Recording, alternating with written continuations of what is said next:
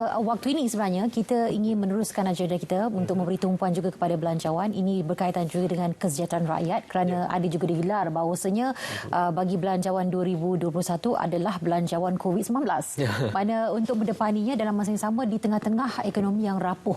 Jadi bagaimana untuk kita untuk sama-sama memberi tumpuan kepada kebajikan dan juga dalam masa yang sama untuk memacu ekonomi dan lestarikan kehidupan sekaligus. Inilah kita akan bincangkan bersama-sama tetamu kita pada waktu ini. Ya, kita berbesar hati dapat menerima kehadiran Datuk Dr. Daud Bakar, Pengerusi Amani Group yang juga Presiden Universiti Islam Antarabangsa Malaysia. Assalamualaikum. Assalamualaikum. Datuk, kalau kita boleh kongsikan sekali lagi fokus belanjawan 2021 yang telah pun diumumkan kerajaan ada 4. Pertama, memperkukuh kesejahteraan rakyat, memacu pertumbuhan ekonomi, mengupayakan kehidupan lestari dan memperkasa penyampaian perkhidmatan awam. Bagaimana Datuk menilai fokus yang ditetapkan oleh kerajaan ini adalah menyeluruh dan juga relevan dengan situasi yang dihadapi oleh negara ketika ini? Okey, satu perkara yang perlu kita sebut selalu bahawa padang kita sudah berubah, lain padang yang belalang dalam konteks hari ini, di mana kita diserang, bukan kita sahaja di dunia, oleh pandemik COVID-19. Jadi bajet yang diletakkan, misal bajet yang ada keterkaitan, yang ada interconnectedness dengan segala dimensi yang ada dalam masyarakat. Dan di antara fokus utama adalah pertamanya memerangi pandemik COVID-19 supaya kita dapat lawan dan kita dapat redakan COVID-19. Itu fokus yang utama sebab dia ada kaitan dengan kekaitan ekonomi dan juga kesihatan rakyat untuk keluar bekerja semula dan sebagainya. Jadi tidak dapat tidak bajet ini mesti melihat beberapa dimensi yang serentak dan juga sewaktu supaya tidak ada perkara yang terbiar. Kerana satu yang terbiar, maka kubu kita akan jatuh. Kita macam bertangga kubu yang terbukit yang diserang. Jadi kena kuat segala pintu kubu, segala tingkap kubu supaya tidak ada musuh lorong, yang masuk, lorong tikus dan sebagainya lah. Jadi rakyat merupakan perkara yang dominan dalam kebangkitan negara kita untuk mereka merasa selesa, tenang, tidak ada kemurungan, sama ada peringkat belia, peringkat ibu dan isteri yang banyak masalah sekarang di rumah, sama ada peringkat yang dibuang kerja dipanggil underemployment, ada juga yang tidak bekerja iaitu unemployed. Tapi ada juga di kalangan rakyat Malaysia yang underemployment, gajinya begitu, diturunkan gaji yang lebih rendah. Jadi inilah perkara-perkara yang bajet sudah pasti dengan bijaksana akan melihat bagaimana dapat disantuni daripadalah kos pada isi rumah untuk memasukkan internet dalam rumah. Itu juga kos, kalau boleh bajet juga melihat bagaimana untuk memberikan compensation ataupun macam balasan kepada rakyat Malaysia yang susah payah untuk meningkatkan kualiti mereka untuk pelajaran anak mereka, untuk bekerja from home, daripada rumah dan sebagainya. Jadi isu ini kalau sudah pasti saya merasai bahawa bajet akan melihat bagaimana kita boleh menyantuni setiap ringgit yang telah dibelanjakan dan akan dibelanjakan oleh rakyat dalam konteks menjadikan mereka sesuai, serasi, senada dan senafas dengan landscape yang baru di Malaysia pada hari ini. InsyaAllah. Cuma kita lihat di sebalik peruntukan yang besar yang akan disalurkan pada tahun 2021, terutama sekali dalam memastikan kesejahteraan rakyat dijaga, kelangsungan perniagaan dan juga ketahanan ekonomi. Bagaimana kerajaan sepatutnya menentukan keutamaan ataupun agihan peruntukan mengikut sektor-sektor yang tertentu? Pertamanya bagi saya ialah sektor yang penting ialah pekerjaan. Pekerjaan tidak ada sektor lagi. Bagi saya kalau dapat dipulihkan sektor pekerja yang baru, normal baru, di mana rakyat boleh bekerja, apa sahaja bentuk pekerjaan. Dan kalau boleh dalam konteks ini kita memberikan bantuan sara hidup, kita memberikan bantuan pertolongan, diselitkan, disalutkan dengan peluang mereka mendapat pendidikan, mendapat pekerjaan yang berbentuk yang baru. Supaya mereka juga di samping mendapat wang untuk membantu kehilangan pendapatan, itu tanggungjawab kerajaan. Ambil kesempatan untuk meningkatkan taraf pendidikan, kemahiran baru. Sebab itulah yang kita perlukan dalam bajet ini untuk merangsang ekonomi masa hadapan. Seperti saya sebutkan, ada keterkaitan. Mesti ada dotted lain yang kita nak sambungkan. Bajet adalah satu dokumen keuangan negara yang boleh menyambungkan titik-titik yang tidak bertembung dalam masyarakat. Jadi pastinya ada beberapa pelaksanaan yang mana kita beri katakan 3,000 lah kepada orang belia.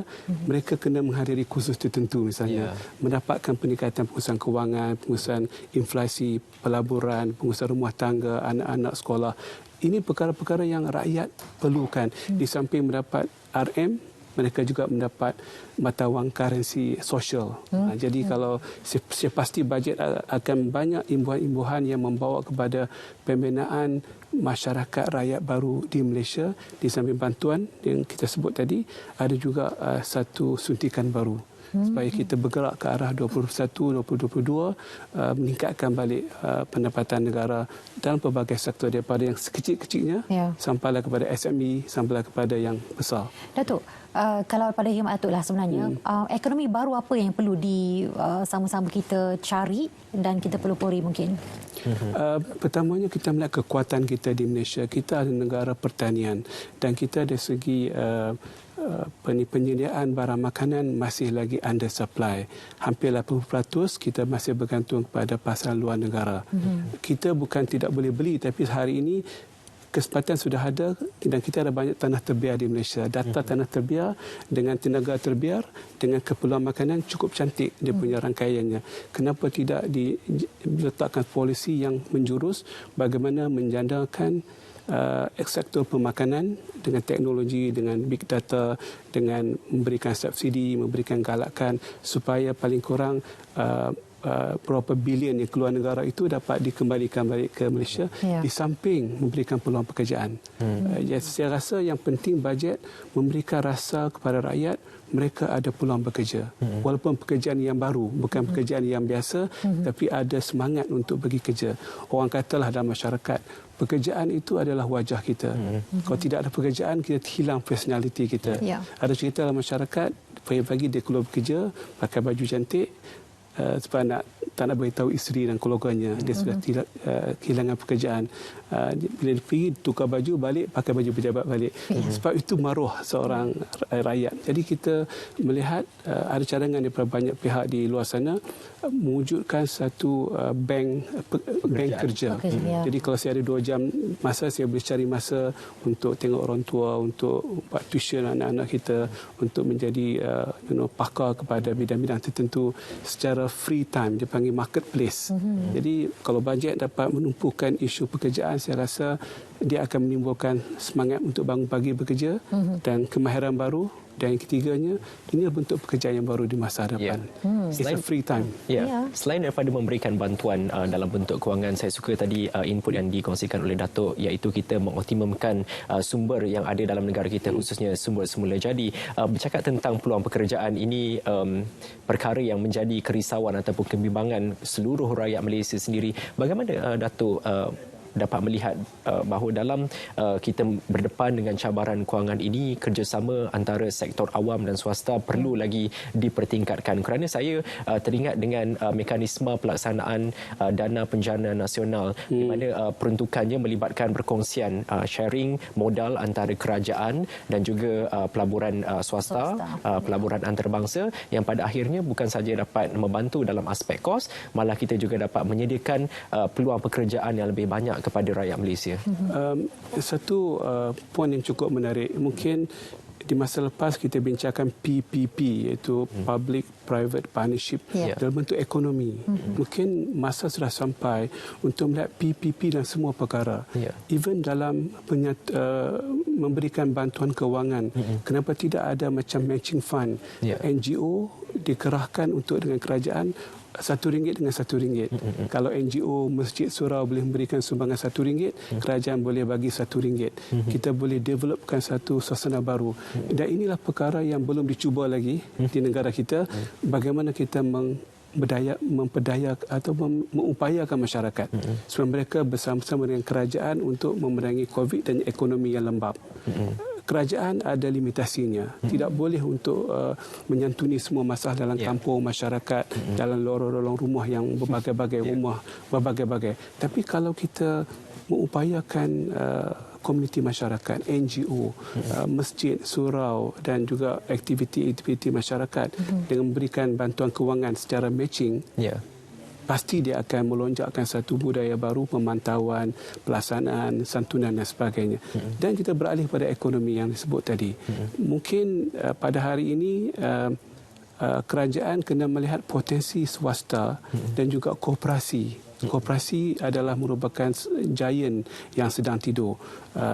Seramai 6.1 juta ahli koperasi di Malaysia, dan mereka ini memerlukan barang mentah, barang makanan, barang-barang yang diperlukan. Kenapa tidak dibangunkan sektor ekonomi melalui koperasi?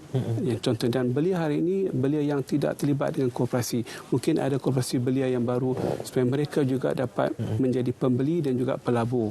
Jadi ada keterkaitan dalam konteks ekonomi. Pada hari kita membeli RM1, kita dapat dividen katakan 1 sen contohnya. Jadi itulah konsep yang pastinya kerajaan melihat. Bagi saya secara peribadi, kerajaan melalui bajet kalau boleh memberikan upaya kepada masyarakat dalam pelbagai sektor, kemasyarakatan, ekonomi dan sebagainya untuk bangunkan semula. The fight is so bigger than us. Pertempuran kita pertempuran yang luar biasa pada hari ini. Okey, dan dalam masa yang sama kita ingin menyentuh juga tentang apa yang dinantikan oleh rakyat dan juga apa yang disebut-sebut mungkin juga akan diberikan kepada rakyat. Contohnya dari segi aspek penggunaan KWSP yang boleh keluarkan untuk akaun satu, dan begitu juga mungkin ada moratorium yang akan dilanjutkan yang bersasar pada hemat Datuk sendiri. Adakah ini merupakan satu strategi yang terbaik untuk kita mendepani situasi ekonomi yang rapuh pada ketika ini? Perkataan bersasar itu penting kerana walaupun diberikan kemudahan untuk keluarkan akaun pertama dan juga moratorium, kita kena imbangkan antara kepentingan kelangsungan bank dan juga kelangsungan rakyat marahin yang tertentu. Para mereka yang benar-benar menghadapi kekangan ekonomi, memang hilang punca pendapatan, moratorium mungkin satu perkara yang perlu diadakan. Bersasar, dan mereka, saya sebut tadi, walaupun diberikan moratorium, mereka juga perlu diberikan latihan-latihan yang tertentu, sentuhan tertentu untuk turn around the company. Ramai di kalangan kita yang bisnes mereka terperangkap, tapi mereka tidak ada kursus pada hari ini bagaimana nak turn around the company, di mana bajet, bagaimana melatih mereka untuk mengembalikan balik ekonomi mereka yang sebenar. Jadi turn around, iaitu kita nak pusing balik cara pengurusan syarikat, kurangkan kos, cari pasaran baru, tidak diajar dalam peringkat nasional pada hari ini. Jadi itu memerlukan satu naratif barulah.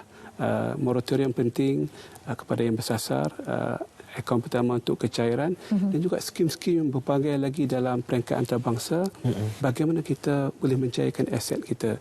Orang yang ada rumah besar mungkin nak pindah rumah yang kecil, di mana sektor kerajaan masuk untuk dia panggil reverse mortgage, untuk kita jual yang besar, kita ambil yang kecil.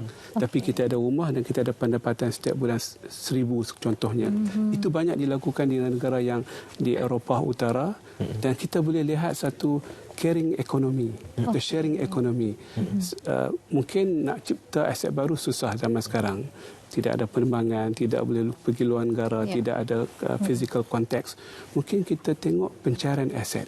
Bagaimana kita boleh mencairkan aset kita menjadi tunai. Macam akaun pertama, pencairan aset. Untuk masa depan, kita cairkan sekarang. Bersasar dan juga dengan kadar tertentu, tidak boleh semuanya, untuk masa depan yang lebih selamat. Kemudian dari segi social security, jaringan keselamatan sosial, kita kena melihat cara baru untuk memberikan sumbangan kepada masyarakat. Contohnya, mungkin syarikat mereka boleh mengambil pekerja yang dibuang bekerja semula, walaupun mereka tak perlu pekerja tersebut, tapi mereka ada sistem kredit. Mereka boleh kreditkan sistem itu, bila kerajaan pulih masa depan keuangannya, boleh di cashkan balik kredit tersebut. Dia panggil kredit sistem. Kita dah buat dalam bidang carbon credit kan. Kalau KL nak keluarkan asap banyak, mereka kena beli kredit daripada pasaran antarabangsa Chicago. Mereka keluarkan asap banyak untuk mengawal alam sekitar. Mereka yang kurang keluarkan asap, mereka boleh jual kredit mereka pada syarikat yang keluarkan asap yang banyak. Dalam konteks hari ini, kerajaan mungkin tidak ada wang tunai hari ini. Syarikat, NGO, masyarakat boleh pergi berikan sumbangan, bantu yang miskin, warga emas, belia yang menganggur, tapi kredit dijadikan dalam sistem dan mereka boleh redeem macam voucher di masa hadapan. Inilah peluang untuk bekerjasama. Saya sebutkan bahawa kita berhadapan pertempuran yang cukup dahsyat. Banyak perkara yang telah pun ditimbulkan oleh Datuk Seri perkara baru. Perkara baru sebenarnya dan cuma dari segi aspek kesediaan masyarakat itu sendirilah, terutama sekali dalam contoh tadi reverse mortgage, mereka bersedia untuk dari yang besar terus pergi menurunkan grade mereka, dan dalam masa yang sama juga tentang upskilling dan juga reskilling. Adakah rakyat sudah bersedia? Dalam konteks reverse mortgage misalnya, berdasarkan data yang saya ada dan kajian, dia bukan sesuai untuk B40. Sebab B40 mungkin tidak sesuai dengan produk, tapi M40 yang mereka perlukan kecairan hari ini. Dan mungkin sebahagian mereka sudah tergelunsur ke bawah jadi B40 dengan sebab mereka tidak lagi bekerja dalam sebelum ini. Jadi dalam B40 mungkin konsepnya lain sikit. Konsepnya macam mana kita yang tinggal di rumah-rumah apartmen pangsa misalnya, dibangunkan semula rumah tersebut dan mereka mendapat dengan tanah yang semakin mahal, dengan plot ratio yang tinggi, mereka mendapat satu rumah balik asal dan satu rumah sebagai pelaburan mereka. Sebab tanah yang berada di kelompok ini, tanah itu mahal. Dan boleh ditingkatkan plot ratio daripada 5 tingkat kepada 20 tingkat misalnya. Jadi memberikan PPP tadi, Public Private Partnership. So, cara kita berfikir dalam keadaan krisis pandemik ini, kita ada krisis kewangan, krisis pandemik, krisis peluang pekerjaan. Jadi pendekatan kita pendekatan yang lebih ekstrim sikit. Dan konsep meruntuhkan rumah yang lama ini, dibangunkan yang baru, konsep yang cukup baik di Turki misalnya. Jadi rakyat yang marahin ini, asalnya rumah mereka 2 bilik, dapat 4 bilik, ada satu unit free untuk mereka untuk tujuan pelaburan. Sebab sudah ada banyak tingkat dan banyak unit. Jadi itu satu konsep yang saya rasa kalau semua rakyat dan Kebawah Duli Yang Maha Mulia Tuanku telah bertitah, bajet ini bajet berkebajikan. Jadi rakyat adalah, bagi saya, bajet-bajet rakyat. Yang rakyat mesti diherokan. Rakyat mesti diherokan dalam konteks bajet pada hari ini. Bukan parti politik, bukan pihak politik, tapi rakyat itu yang jadi hero pada bajet. Belum puas sebenarnya rasanya berkongsi ilmu dengan Datuk, kerana kita dapat banyak sangat input-input baharu, buka mata kita dan minda kita lebih besar bagaimana untuk kita menyelesaikan masalah yang dihadapi oleh negara dengan mekanisme baharu yang dikongsikan oleh Datuk. InsyaAllah kita dapat berjumpa lagi pada lain masa. Nanti kita akan bercakap lagi tentang Belanjawan 2021. Jangan ke mana-mana, bersama seorang lagi panel nanti. Ya, betul, sebentar lagi. Dan untuk waktu ini kita nak pergi ke cerita pagi.